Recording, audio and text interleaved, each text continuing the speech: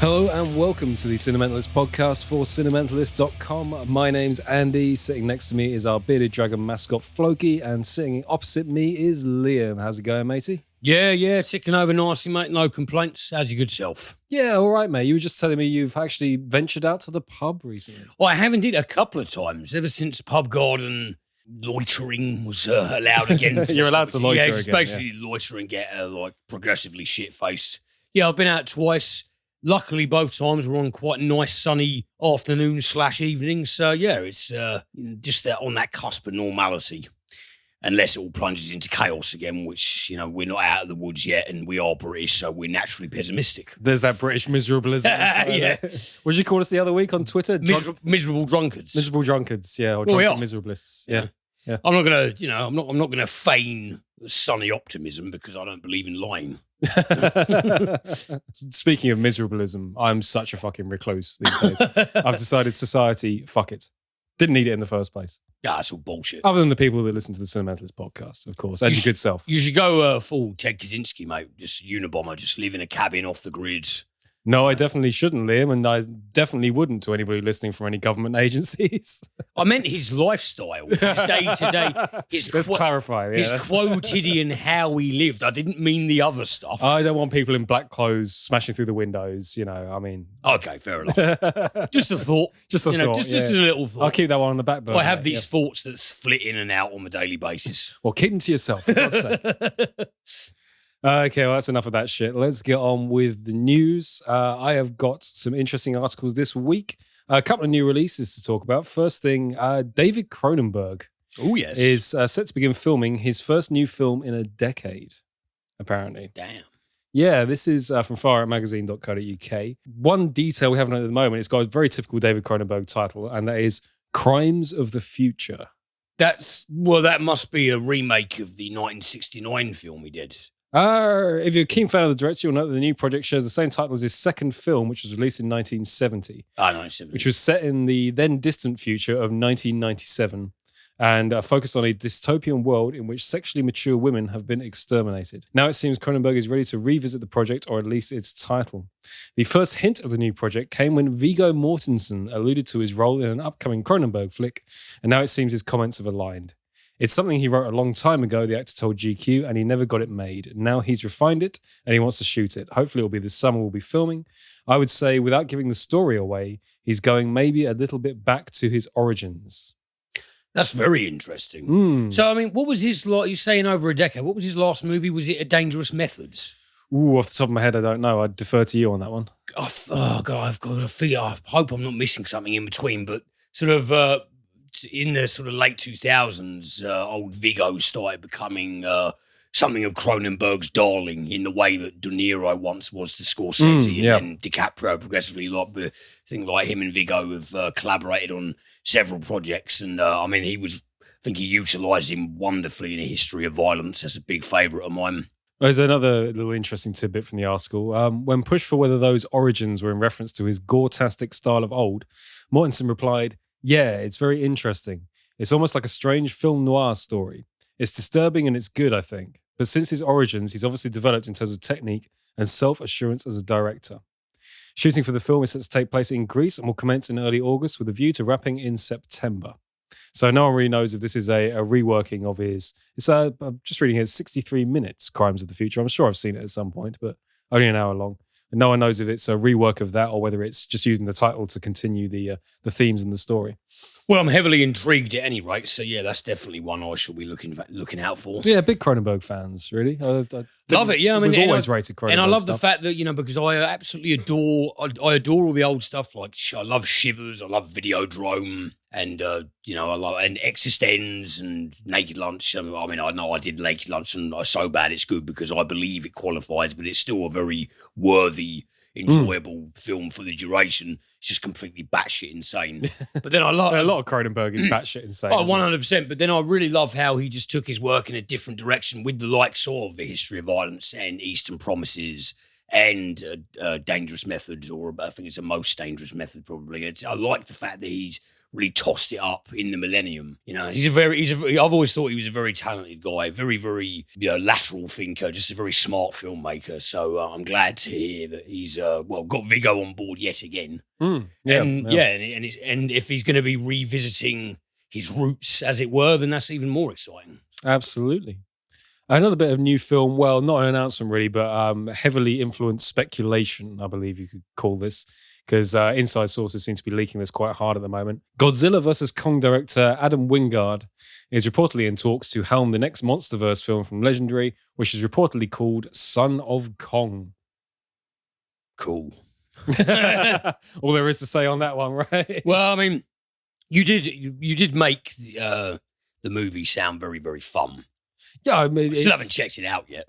It's 2/3 complete bollocks, but totally watchable complete bollocks, and 1/3 really good monster fight. Which I thought was quite a good ratio for a monster movie. Is there much sort of like 80s aesthetics to it, like retro wave aesthetics? Yeah, kind of, because that version of Hong Kong they did, it's very I believe I said it in the review, but Hong Kong's a very cyberpunk looking city as it is. But they really upped it. Like every skyscraper's got big neon bars on the side of it. So I'm pretty sure that Adam Wingard directed, I believe we watched it once down the watering hole, The Guest with Dan Stevens and Micah Monroe.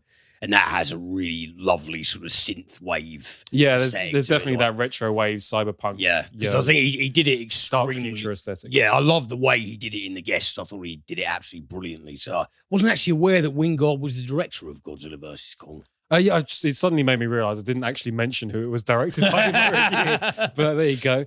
I'm not particularly familiar with his other work. Is probably the reason I skipped it out, or at least subconsciously. But yeah, I did like Godzilla vs. Kong, although I have to say, if I was pushed, I'd say I was more interested in the Godzilla mythos than I was the Kong mythos.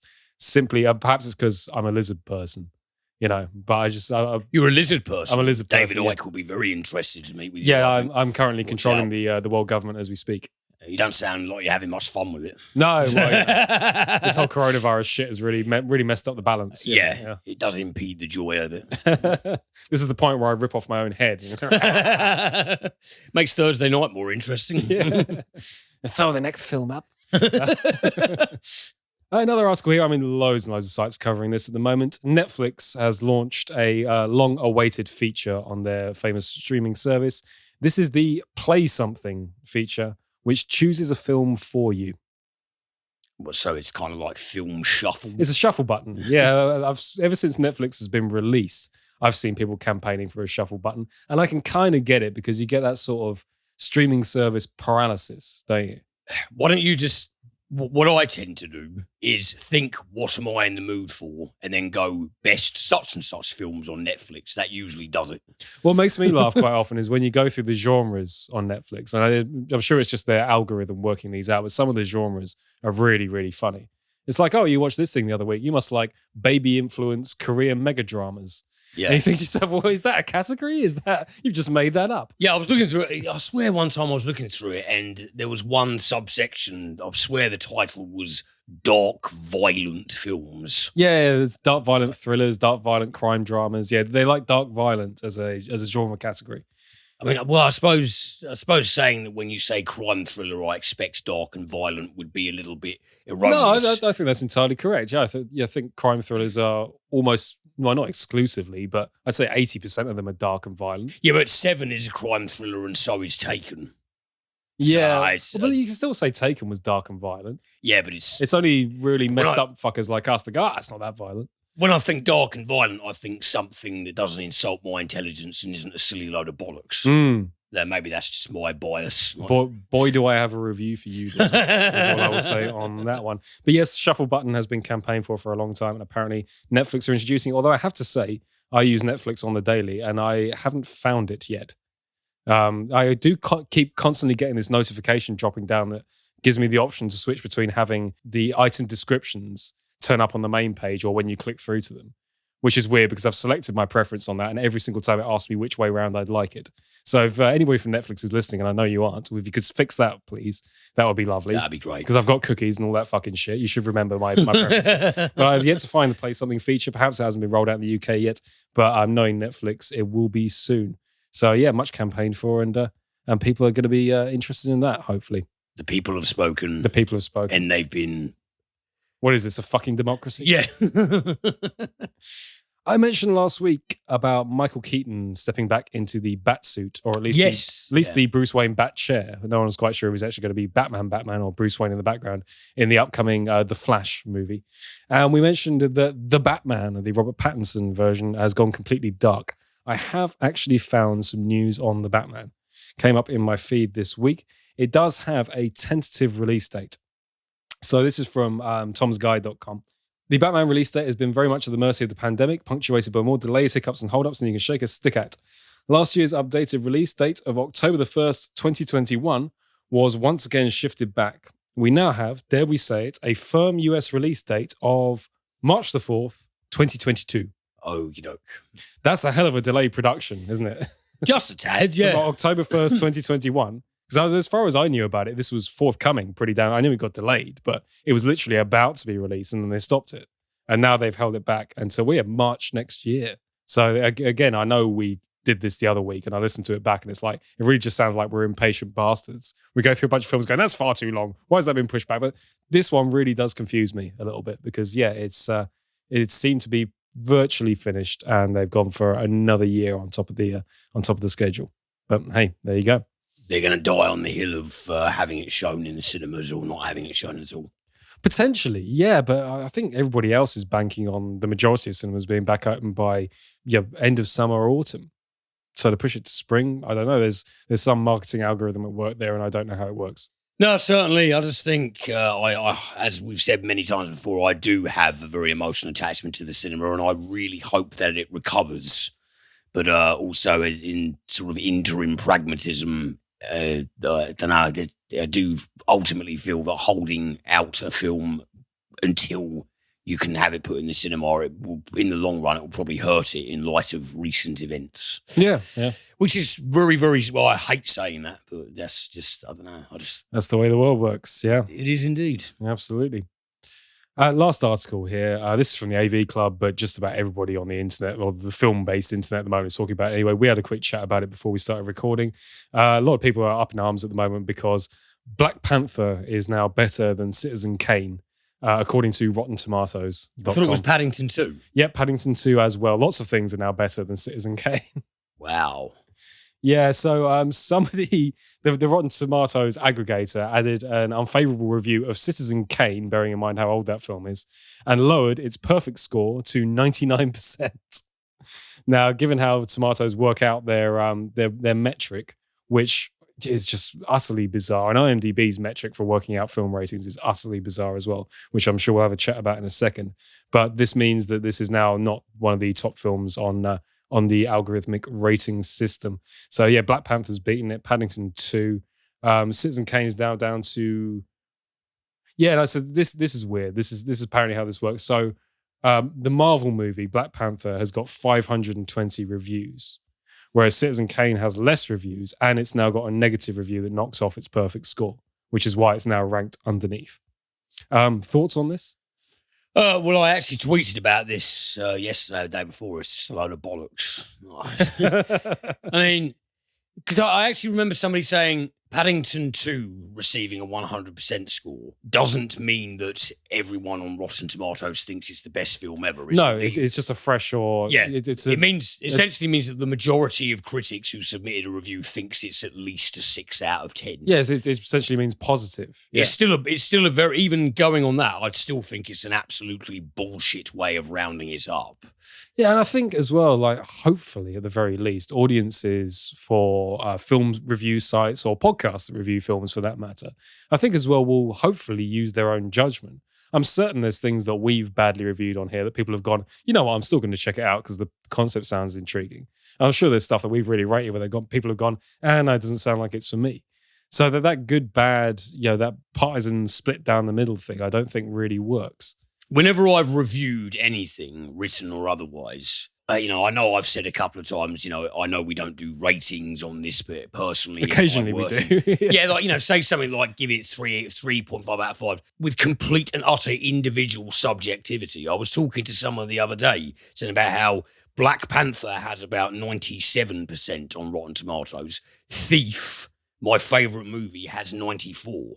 And people go, and I think that should be reversed, if anything. And people go, how can you say that? Because it's my subjective opinion. That's how I can say that. That's essentially all this is, though, isn't it? It's basically people really, really like categorization. They really like having like a set in stone number to something. And I've never really understood it because it takes all the nuance out of it. That's the reason we don't often do star ratings. Occasionally we do it if we think it's helpful to getting it across to the audience as to exactly where we thought it's set on a scale. But for the most part, as you said, it's a subjective thing, and you need to give a nuanced opinion. You need to give reasons rather than just giving it a score. You need to say, I think it's bad because of this. I think it's good because of this. And let the reader or the listener or whatever make up their own minds as to whether those factors that the reviewer thought were important are important to them.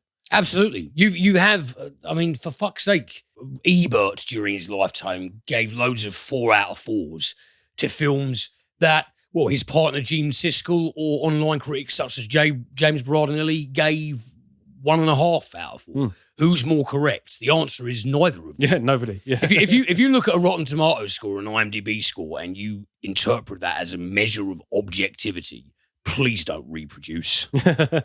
It's really, really irritating. They do occasionally make me laugh. I entirely agree with the IMDb rating of Cosmic Sin that I reviewed on the Premium Podcast the other week, which is 2.5. I thought, actually, if I had put a gun to my head and said, right, you had to give that film a score out of 10, I think 2.5 kind of sits right. Yeah, absolutely. But the important thing is we acknowledge... Occasionally it gets it right. You acknowledge as well that that's still entirely within the range of subjectivity because you personally think, I'm sure there's someone out there that loves it, Yeah. The sort of person that wears the trousers on their heads and, that's the thing. barks at the moon on Tuesdays. In your opinion, they would be completely and utterly mad. Yeah. But yeah, there's probably some fucking wacko out there who thinks it's a masterpiece. Yeah. And God bless that wacko. And we can't use scientific scrutiny to debunk him. So that's sorry guys, this is what happens with films. Stop arguing about films as if it's anything other than subjective because you look like a tosser.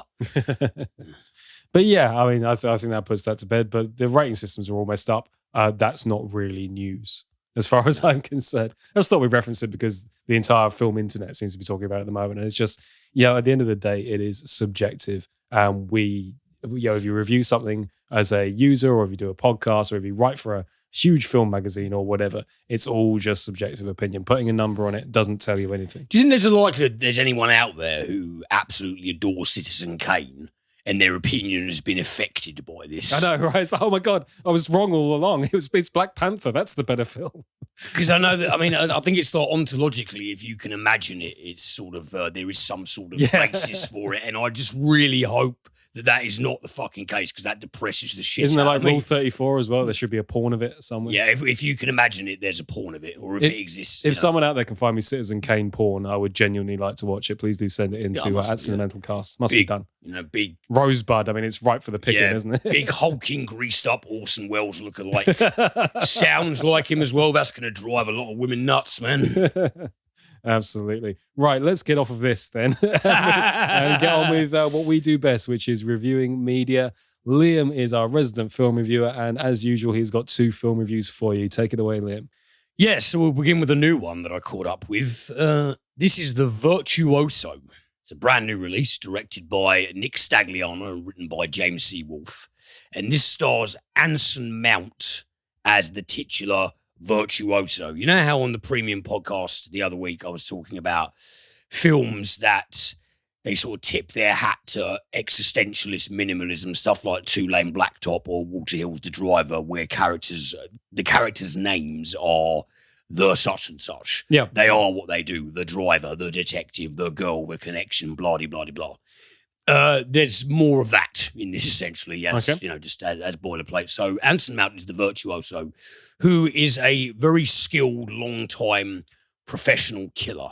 And as the film opens, he is training in on a target out of an abandoned apartment window. And the image is accompanied by a voiceover of Anson Mount. Essentially, I suppose it's attempting to tread a line of ambiguity as whether he's reciting things to himself or if he's addressing the viewer. But it's like, you turn up at such and such time, you expect this, you don't expect that. He's essentially very, very, very good at his job. Gets away clean every time. And his main handler and employer is the mentor, played by Anthony Hopkins, who is, as is elucidated in the film, he is a Vietnam veteran turned shadowy black ops specialist who knew the Virtuoso's father and has become something of a surrogate parent figure to him. And what we essentially learn is that the Virtuoso ultimately is becoming fatigued. It seems that he wants to get out of the game. He's had a couple of recent mishaps that are weighing heavily on a hitherto dormant conscience. He's starting to have a lot of doubts about his chosen life path. So the mentor, old Tony, says to him, well, I'll tell you what, it's one of those, one last job and then you can have an out. Sure. It's one of those chestnuts. One last score. Yeah.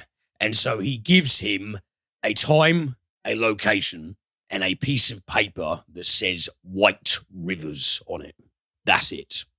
And so the Virtuoso, whilst essentially telling his life story to the viewer by way of what you can or should expect and what kind of mentality you should pragmatically cultivate if you're going to be a professional killer, that all occurs amid the Virtuoso driving to this location in a sort of snowy backwoods town, entering it's like an eatery of sorts, one of those like up the steps, right at the bottom of a dark road, some place. I think the place is actually named Rosie's Cafe, like it's one of those things you find in backwaters America.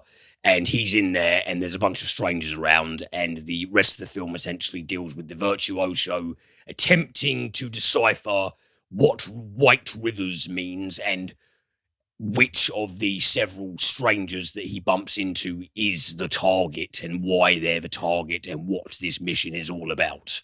So, boilerplate level, it is that stripped down existentialist crime drama where exposition is essentially thrown through a very minimalist conduit. Nobody has actual names. They are just addressed as their function, and there's an overall mystique about why the events on screen are happening. Okay. That's the thing. The setup, I really love the sound of the setup. When I noticed that it was doing that, because that thing, I suppose you could argue that it's something of a gimmicky thing, but the Ryan, even stuff like Ryan Gosling has, I think he's just called Driver as opposed to The Driver. Sure. But I suppose I just have a kind of a weird idiosyncratic soft spot for when a work does that. It's incredibly cool. Everyone hopes that at some point they'll gain a nickname in their lives that's, yes, he is the horse. Yes, something like better that. than that, Yeah. Don't know why I went for horse. If there was a human character or anything that was called the horse and it's not actually given any explanation upon that, beyond that, I'd just find that quite hilarious, I suppose. Because you can take him for a ride. Yeah. Oh, I like that. Yeah. We should start penning screenplays, mate. I'm writing it in my head right now. Yeah. So, the Virtuoso. Oh, dear. The trouble with this right off the bat is that Anson Mount, as the title character, has got about as much charisma as my arsehole. I think this guy was selected just because he's not a bad looking guy. He's tall, he's got very symmetrical features, he's got nice salt and pepper, short hair and a beard, very, very well physiqued. He's a strapping looking fella. His acting skills, there aren't really any. Because not only does the film is essentially trying to communicate that he has lived his life in isolation as a hitman, having essentially no contact beyond Anthony Hopkins as his shadowy employer / father figure. So there's something about him that's largely stunted. He's socially inhibited. He seems to have a hard way finding his way around people and interactions. There's several shots of him looking at himself in a mirror and trying to sort of perfect a winning smile or a sort of cheeky grin to a satisfactory degree, in the hopes that, when he's fraternizing with people for work purposes, he can ingratiate himself to the extent that he looks like a normal individual. But the film intimates that his life is essentially diverted so far from normativity that he doesn't know how to do it. But Anson Mount doesn't communicate that very well. he just comes across as a lump of wood. And all of the exposition, his voiceover, I thought that, I mean, 5 minutes in, I thought, bloody hell, this voiceover, it was kind of, when it started for about 30 seconds to a minute, it was kind of cool. But this voiceover just keeps on going and going, and it does for the entire duration of the film. It's Anson Mount speaking to you via narration, essentially telling you everything that's going on. Right. And it's the audiobook. Well, it's in a way, it leaves you with this nagging sensation that if they had actually omitted that, the film arguably would have been improved by it. But instead, you just get these like kind of long, monotonous, awkward stretches, and then Anson Mount's voice just punctuates like, "You arrive at the location early. You see the mark is already there. Or maybe they aren't the mark. Maybe this guy's the mark. Are they putting something in my coffee? It's just like, oh man, it really, really is very distracting, really tests the patience, something phenomenally. In conjunction with Mount, the rest of the acting is completely flat. Hopkins does have, I thought early on in the film, Hopkins does have a monologue of sorts that I actually thought was quite effective and believably delivered. I really like the way Hopkins did it. It was very easy to visualize the words as he emitted them, and that's always something I tip my hat to. That's about the greatest extent that Hopkins delivers in this film, and through no fault of his own, just 'cause beyond that, he's very much relegated to the background. After that, he turns up 2-3 more times very briefly. So this is like, oh, we got Anthony Hopkins in this. This is bankable, isn't it? Sure, yeah. Writing is very, very hackneyed. It pays off with some twists that are not earned at all, that have no coherent pattern to them. It's essentially the film is trying to be very clever by having economic exposition, but it's not to a degree that comes full circle. It's actually the credits roll and you think, well, what a fucking divilly written waste of time that was. Fair enough. There's some visual polish.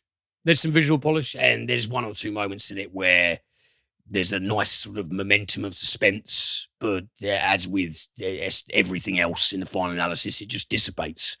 And just a boring and confusing waste of time that thought it was more profound than it actually is. I have to say, when you said you were doing this and I looked it up, I was surprised that I hadn't heard of it, given it's an Anthony Hopkins, or supposedly an Anthony Hopkins film. You know, as you said, they put him very prominently on the poster and in the marketing stuff, and it sounds like it really was there just to sell the concept and the idea. Oh, we've got Anthony Hopkins, he's signed on, and then your budget goes up. Anthony Hopkins probably has a total of 6 or 7 minutes screen time. Wow. So it's a proper a capitalist move. Yeah. And Anthony Hopkins is genuinely, he's the only bearable performer in it. Well, no, actually, tell a lie. I really like David Morse and Eddie Marsan. David Morse and Eddie Marsan show up again in brief bit parts, and David Morse and Eddie Marsan and Anthony Hopkins are all better performers than Anson Mount and Abby Cornish. It's Abby Cornish. They should have, if they had more of the former and less of those two, swap roles around a bit. They should have swapped roles around a bit, actually, I think. Maybe have, even though, Eddie Marsan doesn't have movie star looks. I hate having that sort of superficial bullshit caveat, but it is true in the cynical world of Hollywood. He does not have movie star looks, but he's a good actor. So he's got something. So it's kind of the reversal with Anson Mount, because Anson Mount, he's a pretty guy, but he can't act. They should have, they got some really notable names, people who are notable because of their actual demonstrable talent, and they have them in the film for a very brief period of time, and it serves to, what an utter bit of redundancy. So don't watch the Virtuoso, because it really sucks. No, you know what? I don't think I will. Yeah. Fuck that one. Fuck it in the ear. And then next up, we have Deerskin. Now, this is a film that initially premiered at 2019 Film Festival, and it was scheduled for, I think, some sort of Curzon-y releases over in the UK at least last year, but then obviously, as with many things, the whole thing happened, so its release got pushed back. But this is a film that's written and directed by Quentin Dupieux, who you might know as Mr. Weezo. Remember, what is it, Flatbeat with Flat Eric, Flatbeat? Oh, right. Yeah. I'm with you. Yeah. Yeah, Mr. Weezo. The puppet and the headbang in the car. Yeah, Okay. that's Mr. Weezo. That's the guy who created that. Okay. Yes, he forayed into filmmaking, actually. And this is, I believe this is still, I don't believe he's made another film after this, because I believe this is his most recent one. It's a very interesting one indeed, because you have Jean Dujardin, who I think that's the same guy that was in The Artist, the silent film that came out a couple of years back. Yeah, it's, Jean Dujardin stars as Georges, and Georges is a rather sort of nondescript guy in his mid-40s, and he has left his wife in the suburbs, spent £7,000 on the titular garment, which is a 100% deerskin suede fringe jacket. It's got all of right. Tassely things hanging off the front. And he purchases that for about 7,000 euros, which is completely and utterly cleaned out his bank account. And as soon as he puts it on, he sort of becomes entranced. He falls absolutely in love with it. And he's just like looking at himself like, he's like, fucking hell, or more accurately, putain. He keeps looking in the mirror, going, putain, which is, I don't know, I just find that quite hilarious. I like the French language, especially its profanity. It's putain is very, it's putain de merde. It's a satisfying word, isn't it? And so George has blown every penny he essentially had on this deerskin jacket, and he checks into a hotel in the French countryside. And because he hasn't got any money, he asks the clerk if he can put up his wedding ring as collateral until he gets his credit card sorted out. It's one of many lies that he feeds people in an opportunistic fashion to make his way through his machinations in the piece. And gives the wedding ring that symbolises his union to his now estranged wife to the clerk, and he checks into his room, and he just cannot stop checking himself out in the mirror in this deerskin jacket. And he goes into a local bar, and he becomes acquainted with a young waitress, Denise, played by Adele Hanel. He tells Denise that he is a filmmaker because the fellow who sold him the deerskin jacket also gave him a little handheld camera as a bonus for some reason. And he tells her that, he's trying to make a film, but that his crew, he's got a very large crew, but unfortunately at the moment they're all stranded in Siberia. Right, but okay. He really, really needs money to try and get, to get the ball rolling himself with his little camera. So he needs to do what he can preliminarily on his end while he awaits his crew to, I think, get from Siberia to France. So it's another ruse because he's completely cash strapped, and so he tries to bilk her for money. Amid this, the jacket starts talking to him. Well, I didn't see that coming. And basically the jacket, as we learn, it's made obvious that it's Georges. Sorry, let me do that again. It's made obvious that it's fucking hell. I can't. I'm not usually that bad with a French accent. Georges. Georges. I did wonder for a moment whether it might be Jorge. Yeah. No, it's Georges. No, it's not Georges. Georges. Why can't I fucking do? Fucking hell. Anyway. Him, George. For Christ's sake. Look, there's, I know I'm saying so myself, but there's some French pronunciations that I don't actually do too badly at all. But doesn't it feel satisfying when you get a French pronunciation right? It's very satisfying. It is, but it's just like when you get it wrong, it just ends up with George. No. Anyway, fucking hell. Anyway, George. I'm going to call him George from now on. George's jacket starts talking to him. And we learn that the dream, the dual dream of George and his deerskin jacket is that he will be the only person to wear a jacket in the entire world. What? Sorry, what? Yeah, that's his dream. He wants to be the only person to wear a jacket in the entire world. And he keeps saying to people, he keeps essentially every single passerby he comes across, he motions at his jacket and goes like, "Have you not noticed my killer style? Look at my killer style." He believes that his jacket is the most awesome jacket in the world. Every other jacket pales by comparison, and he doesn't want anyone else to wear jackets. So initially, he starts doing things such as stopping passers-by who have jackets, pretending that he's shooting a scene for this quote-unquote film, where they put their jackets in the boot of his car and say, "I vow to never again wear a jacket as long as I live."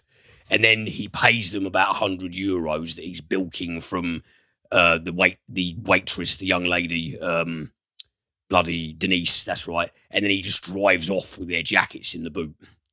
But then he finds out that that's not effective enough. And one night, he says to a guy, "How can I convince you to take that jacket off?" And the guy sarcastically and aggressively says, "Well, maybe you can kill me. That'll maybe change my mind." And so that gives George some ideas. And the film progresses along that point amid George's growing deranged obsession with his jacket and essentially fleecing as much money as he can. Oh, I love it. Fleecing. Very good. Yeah, that wasn't actually intentional. No, it was brilliant, though. And fleecing as much money as he can whilst keeping up this bullshit about having a film crew. So, yeah, are you essentially with me? No, I'm totally with you. I think that's the surrealist film we've reviewed at least on the Free podcast for a very long time. Okay, well, here's what I have to say fundamentally then about Deerskin. This film is boilerplate textbook absurdism. It is absolutely, completely fucking absurd. Very weird, deadpan, dry humor. And I thought it was hilarious. It sounds it. I did know. Yeah. Really dark. I suppose you could say it's a dark comedy. It's fundamentally a comedy horror of sorts, or it's a serial killer comedy. I guess if you had, it's one of those films. It's kind of unquantifiable because it is so bizarre. You really have to see it to believe it. But I found it really, really funny. I love Jean Dujardin as the focal character. I thought he has a really, really admirable and a magnetic way of seeming like, he lays on that wouldn't hurt a fly kind of a lonely loser kind of demeanor. But then you progressively realize as it goes along that he is a deeply, deeply unhinged and detached and not normal man at all.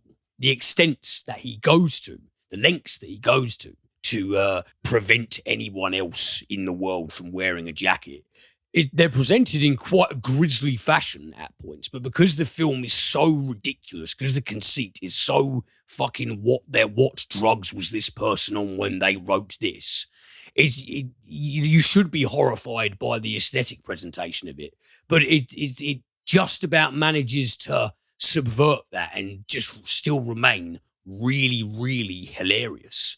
Because his weapon of choice is he's got a ceiling fan in his hotel room, and he removes one of the blades and sharpens it. That's what he uses as a weapon. Honestly, it's a really, really ridiculous film. It just mounts in the utter absurdities as it goes along. It's only an hour and 17 minutes long, so it's quite a short and breezy film, and it has a very I thought, a smart and very surprising outcome that I didn't see coming from a million miles away, but I really, really like the way they did it. I think this will be very polarizing. Any listeners who are interested, I would hedge a bet that you're going to think it's either a complete waste of time or you're going to think that it's a wonderfully bizarre, fucking tongue hanging out, insane bit of dark comedy. I'm definitely in the latter. I'd really love to hear your opinion of it. Yeah, I just thought it was really funny, just very much sui generis. It's just absolutely batshit insane. And it's definitely the kind of thing, remembering stuff like Flatbeat, seeing Flat Eric, I think you can even tell. That was very surreal in itself. Well, that's it. And I think you can ascertain from that quite easily that Mr. Weezo is a guy who does have a bit of a surrealist, barking mad sense of humor. And that is definitely at its apex in Deerskin. And I feel very, very positively about this film. It is fucking crazy. but I loved the execution. I loved the performances. It kept me laughing constantly throughout, and I think it has a really deft balance where moments that are grisly and moments that are uncomfortable to watch because of Dujardin's character's his increasingly antisocial behavior, not only in terms of being violent towards people, but also just being aggressive and rude and demanding and just creating a very uncomfortable interpersonal atmosphere. It does that effectively, but it never ever loses the vein of absurdist humor. So yeah, I loved Deerskin. I thought it was really, really good fun. I'm definitely going to check that out. Oh mate, it's fucking crazy. Let's set up that bizarre and a positive review from you. Yeah, that's going to be something. It's mad. Please check it out. Okay then, well that brings me on to TV of the week, and breaking from tradition here, I only have one thing to talk about this week. Wow. I know, no docuseries. No docuseries? Yeah, it's been a while since I did the Godzilla thing, but no docuseries. Jesus Christ, let me strap in. I know, I know. What the fuck is this? I know, right? Okay, so get yourself ready for this. And what I will say before I start this is, for anybody that's going to watch this or anybody that has watched this, my explanation of the setup, I'm really hoping I've been practicing this one, because it's gonna, if I get it right, it's gonna sound very simple. But when you watch the thing, you'll see what I mean. Okay, because it's sort of linear, non-linear at the same time. But this is called Giri Haji, Giri/Haji, which is Japanese for duty and shame. And it was released for the BBC in 2019.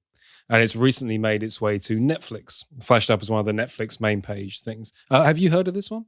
I can't say I have, actually, no. No. Giri Haji, yes. No. Not a lot of people, unfortunately, seem to have. And we'll get onto that in a bit. Let me do the setup first, okay? And wish me luck on this one. So, this opens in London with a Japanese businessman going back to his flat. He opens the door, he lets himself in, and he gets upstairs. And it's a very beautiful, quite a decadent London pad. This guy obviously does well for himself, makes a lot of money.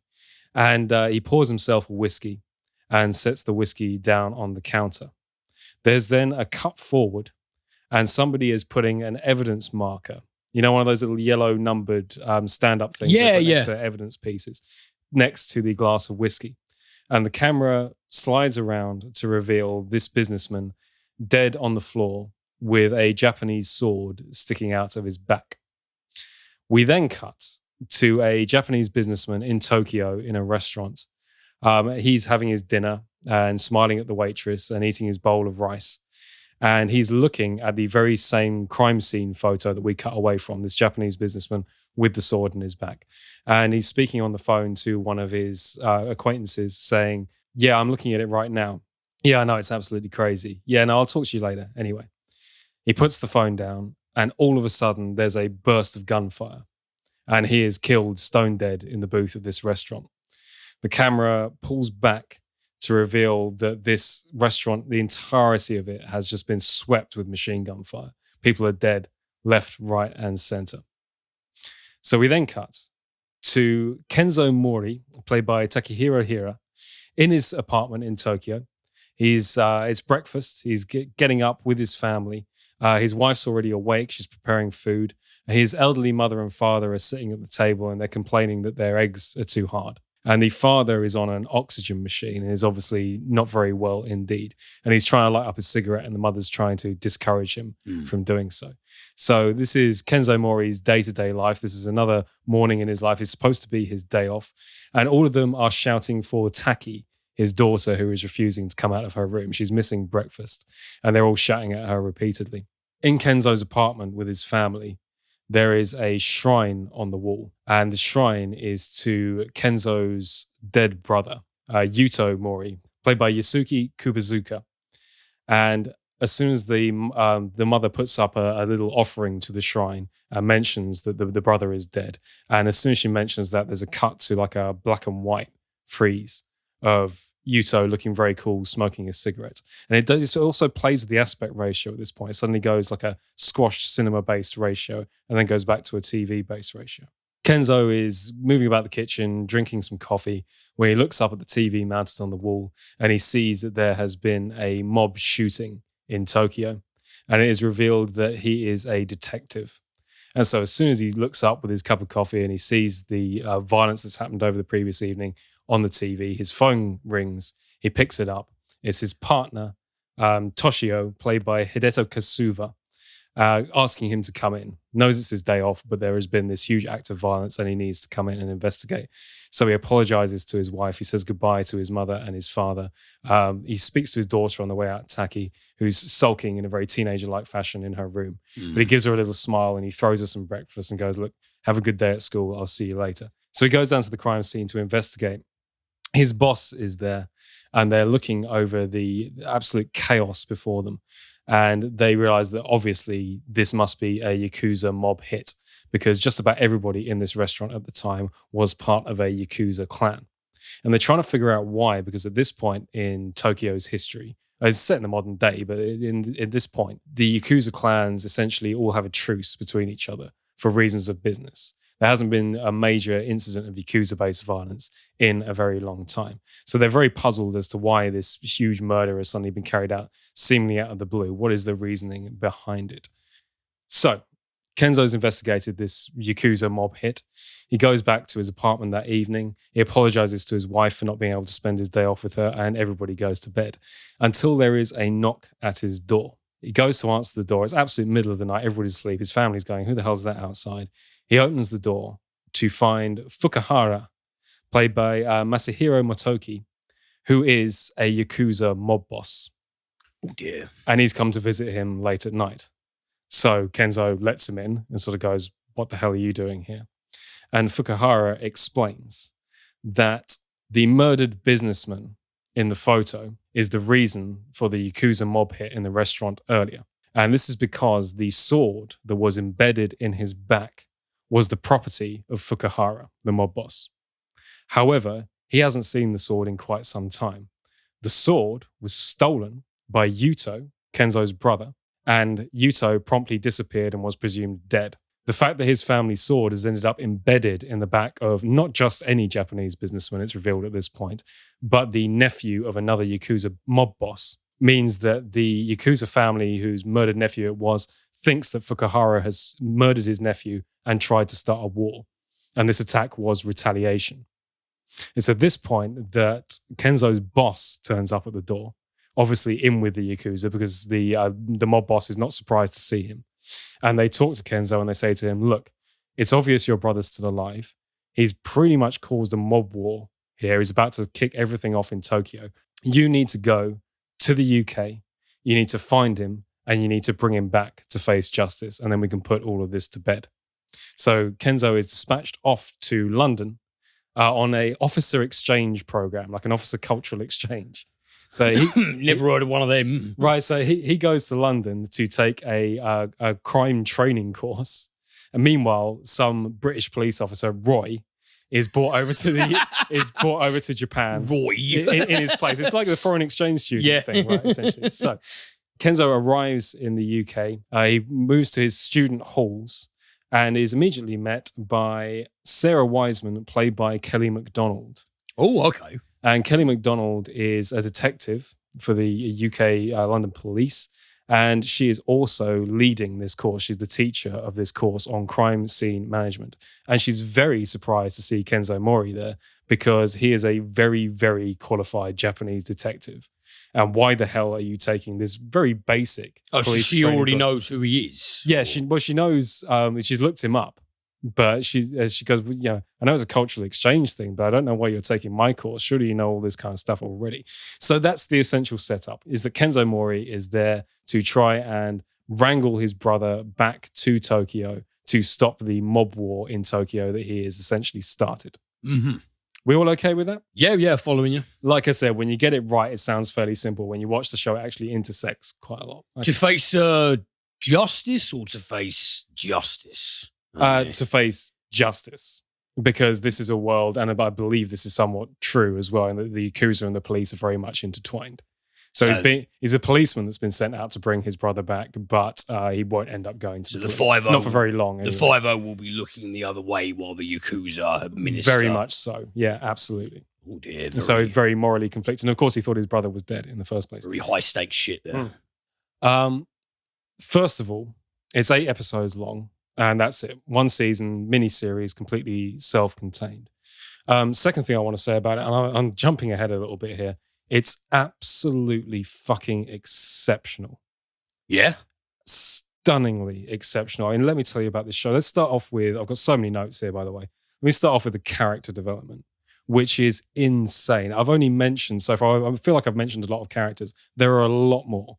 But in order to bring them into the fold, I'd have to go further into the plot than I'm willing to go. I just want to give it that basic setup because it reveals its story very slowly and deliberately, and you sort of need to be there to see it. You got the dying father mechanic as well. So Kenzo is a very, very conflicted man. He's gone back to bring back his brother who he thought he was dead. And so it's essentially what this is labeled as on Netflix is a detective thriller. And it's not. And that's definitely part of it. But I tried to write down a genre classification of my own for this. And this is as accurate as I can make it, okay? It's a hard-boiled detective novel and kitchen sink drama spread across 2 countries at once. Okay. And it is beautifully well done. Every single character is given massive amounts of development.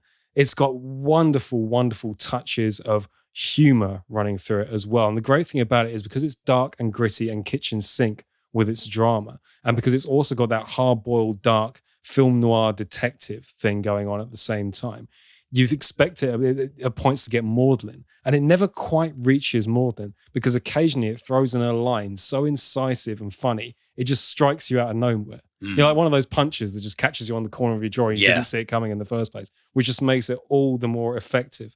Kenzo ends up coming across a local mob boss in the UK, played by Charlie Creed Miles, Connor Abbott. You familiar with Charlie Creed Miles? Yeah, I know Charlie Creed Miles, yeah. Yeah, so he's a mob boss, and he's very much a mob boss in the sense of the Guy Ritchie, kind of the silly gangster mob boss thing. Right, yeah. Which shouldn't work. He's playing it for sheer comedy, but it's absolutely brilliant and adds a touch of levity and a touch of comedy to proceedings.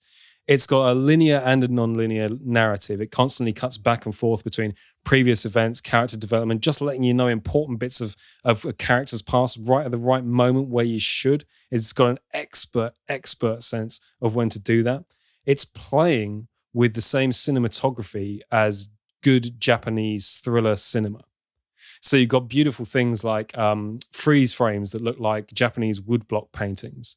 Some of it's done in Japanese style animation. Some of it's done with screen slices and cuts and dividing the screen into quadrants at points. Sometimes it crushes the aspect ratio and boosts the colors. Sometimes it goes flat out black and white and moves the aspect ratio back while you're watching. It's constantly playing with the frame when it needs to, which in a lesser show's hands would be very, very distracting. In this, it's actually used perfectly to delineate between time periods and characters and pieces of the plot, put together just in a way that I know I've used it before, in an absolutely expert way. Watching this show is like a masterclass in character development, narrative delivery, cinematography, and performance.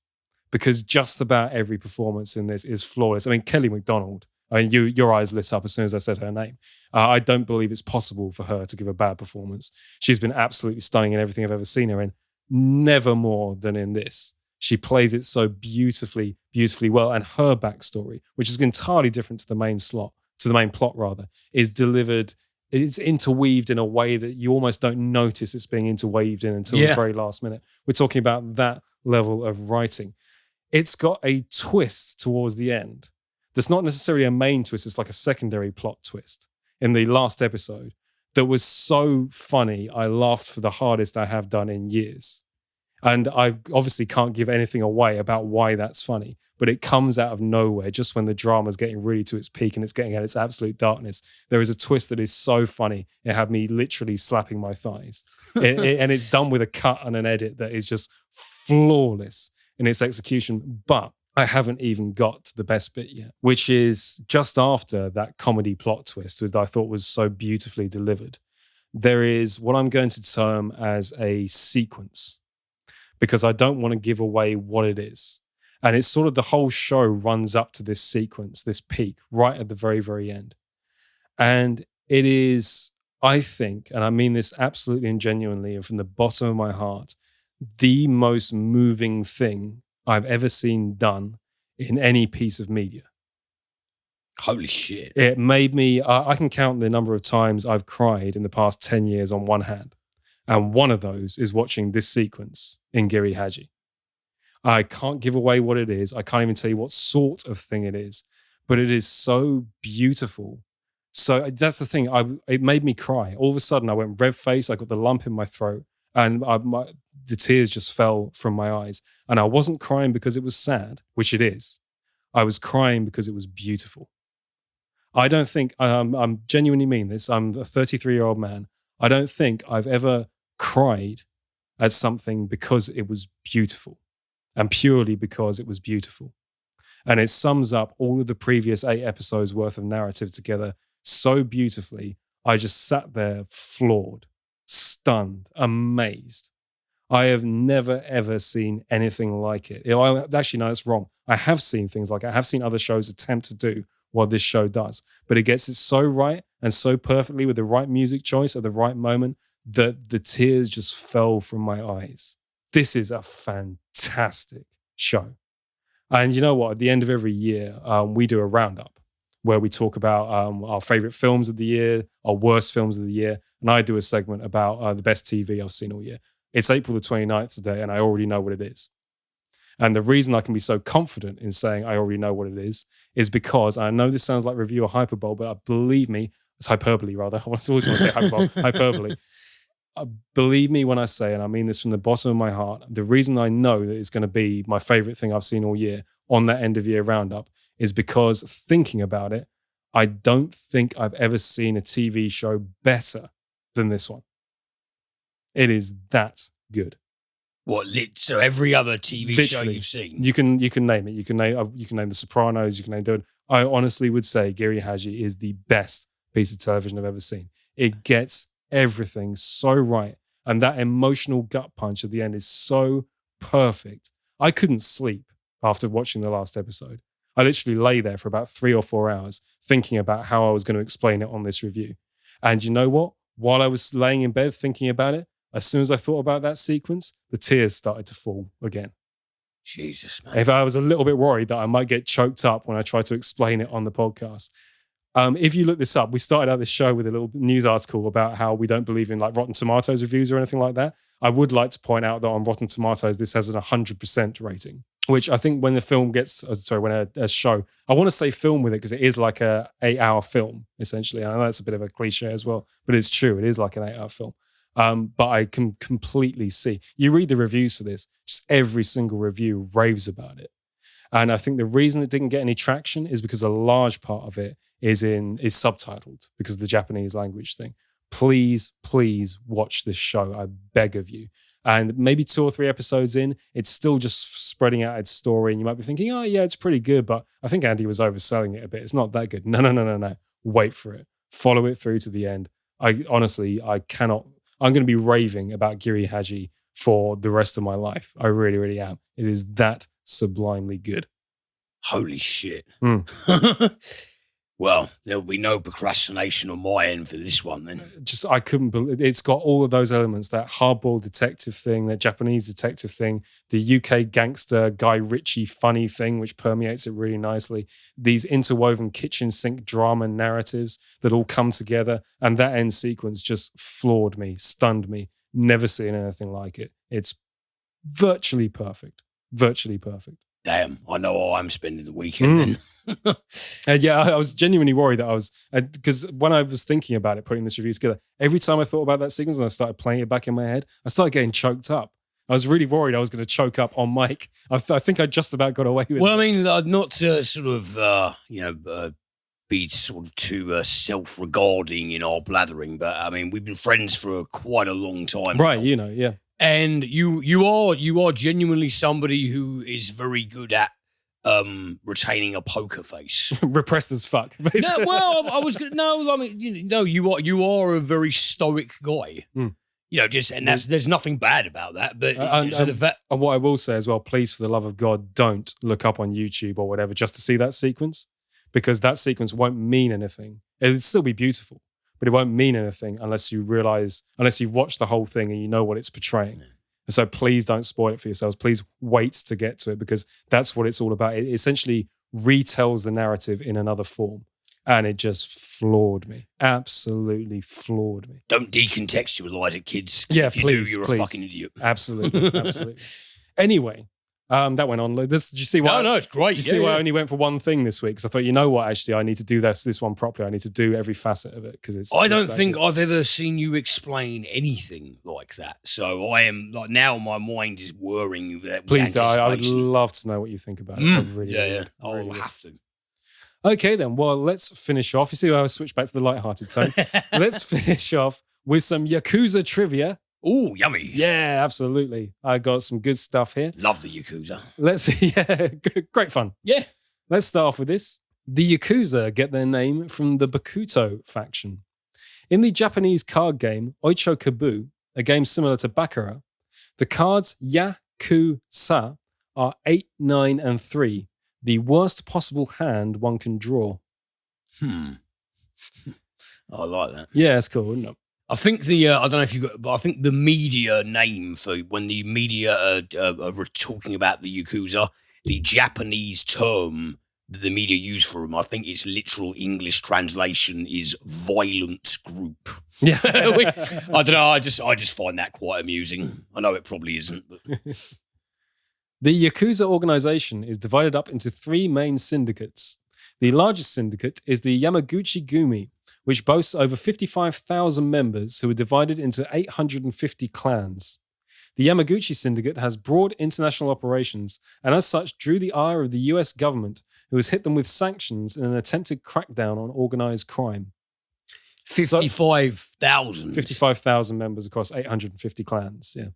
And that's just one syndicate. The 5 families put together don't even have like 1,000. So I think so big the US government got involved. Yeah. Well, these guys, they have parades in the street in Japan. Who's going to stop them? Yeah, absolutely. The Yakuza practice a form of large-scale bribery or blackmail called sukaya. They begin by buying enough shares in a company to get a place at the table during shareholders' meetings. They find out whatever dirt they can on the leadership and politely threaten to reveal the information at a meeting unless they give them money. Since Japanese people fear being shamed more than just about anything else, the tactic is generally effective. So again, that whole duty shame thing. Damn. That's worse, very canny at least, isn't it? Mm. I can't really think of any other nation where it would work. No, yeah, that's true, actually. Yeah, you just go, fuck you, wouldn't you? Yeah. Screw it, I'll just say, I'll say you're talking bollocks. But in Japan, it's a big deal, the whole shame thing. Mm. The katana, the traditional sword of a samurai, is still used as a weapon of death by the Yakuza. The swords have been used in several high-profile murders, such as that of Fujifilm Vice President Juntaro Suzuki, who was killed in 1994 for refusing to pay bribes to the Yakuza members. Still using swords to this day. Fucking hell. A customary punishment for committing a wrong in the Yakuza involves the offending party cutting off a portion of their pinky finger and giving it to their boss. In ancient times, someone who was missing part of a finger would not be able to use their sword as freely and thus would depend on his superior for protection. So you guys, a little bit of there's a sensible principle underlining it, or at least was. It sounds like a little bit of a counterintuitive punishment because now you, the superior who they've given part of their pinky to, now you have to protect them. Yeah, it's taking away your honor in terms of your ability to defend yourself as well. Oh, You've made them vulnerable. They now depend on you all the more.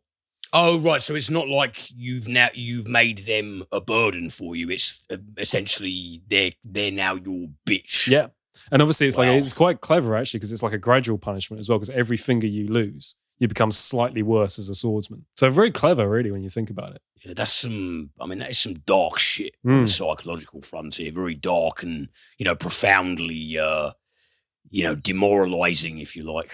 Yeah. In 2012, the Yamaguchi Gumi Syndicate distributed a newsletter to their regular members as a morale booster. The magazine's front page contains instructions for the younger members on how to behave and observe the traditional values of the Yakuza. Haikus, articles on fishing, and appeals to do good work filled the rest of the magazine, which was seen as an attempt to secure some fresh PR for the group. I'd love to get a hold of one of those. The Yakuza-friendly family round robin newsletter. What is that? Is that like the Yakuza fucking Lord Baden Powell magazine? Be a fucking Yakuza Boy Scout or something. If you're turning to a life of crime in Japan because you're sick of school, I've got some bad news for you. All Yamaguchi Gumi members must take a 12-page entrance exam. The test was created to make sure that its members were familiar with the law and to keep them from getting in trouble with the police. Again, that's really, really sensible. make your gangsters take a test that they understand the laws. Well, I mean, I know, obviously, not endorsing them. Obviously, I just think it's clever. No, and I'm not trying to conflate every East Asian nation, but like within reference to talking about, was it Night in Paradise, which I know is South Korean, but there does seem to be some kind of trend when it comes to organised crime in East Asia, where there's something corporatized and there's a lot more formality such as that than your average, NYC goons. Yeah. And it's just very it's a lot more legitimized as well. And it's apparently, so I've heard, very tied into the legitimate government organizations as well. You won't go far without finding the Yakuza's influence. From a sort of, I don't know, I suppose an Occidental centric perspective, it's not only very, it makes a lot of pragmatic sense, but it's just also generally fascinating. You never hear of like one of the London firms, right now it's time to do the papers, boys, sit down. Yeah. You got an hour and a half. And my last fact here, I like to finish with a silly one. This is a doozy, it really is. If you look closely, you'll notice that the children's cartoon character Bob the Builder only has 4 fingers, unless you're in Japan. The Japanese version of Bob is drawn with the full 5 fingers. They didn't want Japanese children to think that Bob was a member of the Yakuza. That is fucking How good brilliant. is that? That is absolutely fantastic. That might be my favourite fact that we've ever done on the show. Superb. Okay, well, that brings us to the end of our free podcast this week. Thank you so much for listening. We're off to record the premium podcast now. I was keeping it sort of on an Asian flavour, if you like, because I'm going to be reviewing the new Mortal Kombat film. And I've got a fair bit to say about that.